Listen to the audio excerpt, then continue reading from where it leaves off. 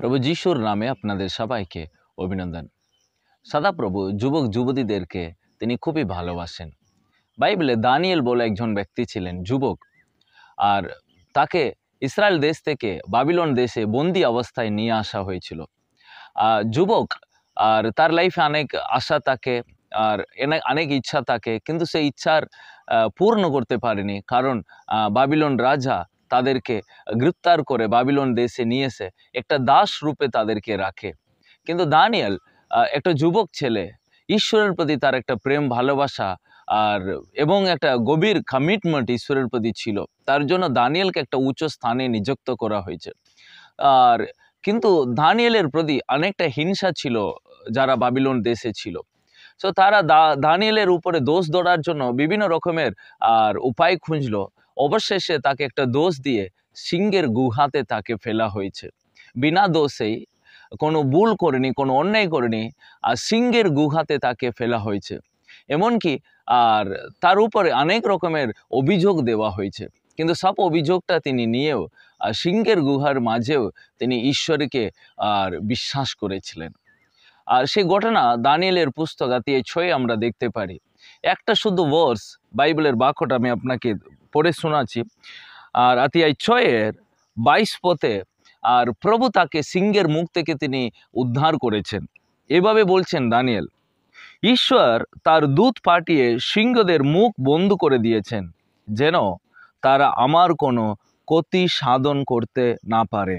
মহারাজ, এর কারণ এই যে ঈশ্বর জানেন আমি নির্দোষ। তিনি জানেন যে আমি আপনার প্রতি কোনো অন্যায় করিনি। তো দানিয়েল এখানে দুটো বিষয় বলছেন। একটা হচ্ছে প্রভু তার স্বর্গদূত পাঠিয়ে সিংহদের মুখটাকে বন্ধ করেছেন। তো কারণ আমি নির্দোষ। তো আপনি আমাকে দোষ ছাপালেন, গ্রেপ্তার করে আমাকে নিয়ে এলেন, আর আমাকে সিংহের গুহাতে ফেলা হয়েছিল অভিযোগে আমার উপরে দিয়ে, কিন্তু সিংহ আমাকে স্পর্শ করতে পারেনি, কারণ আমি নির্দোষ ছিলাম, আমি কোনো অন্যায় করিনি। এবং দানিয়েল বলছেন, আপনাকেও আমি কোনো অনুদিন অন্যায় করিনি।